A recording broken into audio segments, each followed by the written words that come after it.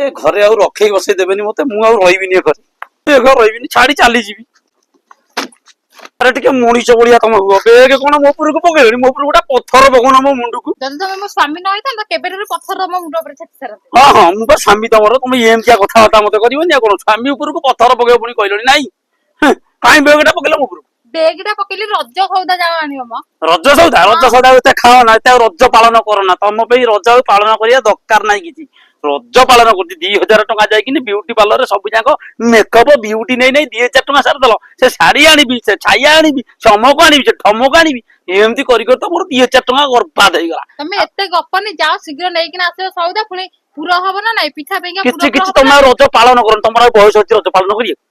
ବୟସ ନାଇଁ ଅନେଇଲ ଖାଲି କଜିଆର ମୋ କଜିଆ ଟା ଲଗଉନି ଏବେ ଖାଲି ରଜ ଟା ପାଖେଇ ଆଇଲାଣି ରଜ ହେଇଯାଉ ଆହୁରି କଜିଆ ଲଗେଇବି। ହଁ ହଁ ତମର ଆଉ ବଳ ବୟସ ଅଛି ତ ରଜ ହେଇଗଲେ ଗଜିଆ ନଗେଇବ ଆଉ ରଜ ତମେ କାଇଁ ପାଳନ କରିବ ମତେ ଟିକେ କହିଲ। କାଇଁ ତମର ପାଳନ କଣ କରିବି ରଜରେ କାମ ଅଛି ମତେ କୁହ।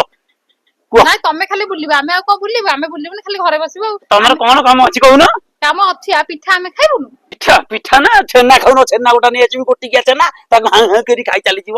ହଁ ଛେନା ତ ଆଣିବ ନଡିଆ ଆଣିବ ଗୁଡ ବି ଆଣିବ। ନଡିଆ ହଁ ଗୁଡ ନା ଛତୁଟା ଆଣିବି ଖାଇବ। ଆଉ ପୁର କେମିତି ହବ କି? କିଛି ହେଇପାରିବନି କିଛି ନାହିଁ ତମେ ରଜ ଆଉ ପାଳନ କର ନା ଏତେ ଆଉ ଚଇନି ଚିକଣି ଦେଖେଇବ ନା। କଣ ହେଲା ରଜ ପର୍ବ ଆମର ଆମ ଝିଅ ପିଲା ମାନଙ୍କର ଆମେ ପାଳନ କରିବୁ ତମେ କହିବାକୁ କିଏ ତମେ ତ ଭଲ ନୂଆ ଶାଢୀ ପିନ୍ଧି ଦଉଛ ଆମେ ନୂଆ ଶାଢୀ ପିନ୍ଧିବୁନୁ ହାଁ।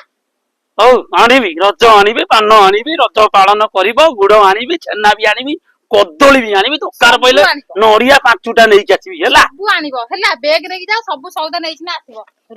ରଜ ଆମର ତମର ନୁହଁ ହେଲା। ଯାଉଛି ତ ଘରକୁ ହଉ ଯାଅ ମାଇକିନା ଟା ଆସିଲେ ବେଶୀ ମୋ ମୁଣ୍ଡ ଖାଉଛି ଆସିକି। ରୁହ ମ ରାତିରେ ପୁଣି ମୁଁ ଯିବି ଦରକାର ଅଛି ମୋର ବଜାରକୁ ଟିକେ। ବଜାରକୁ ହଁ ନାଇଁ ମ ମୁଁ କୁଆଡେ ଯିବିନି ନେଇକିରି ଚାପଡ଼ା। ନେଇକିନା ଯାଅ ମୁଁ ଘରକୁ ଯାଉଛି।